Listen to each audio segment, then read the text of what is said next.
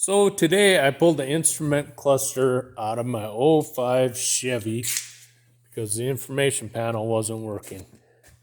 And I'd seen this prior to on the internet, but on the plastic around the dash or the bezel, there is a name and a date. So apparently the name of my work truck is Christy, and she's a hard worker and was born on 12/02 of '04. Curious if anybody else has ever paid attention to that or not. Thanks for watching.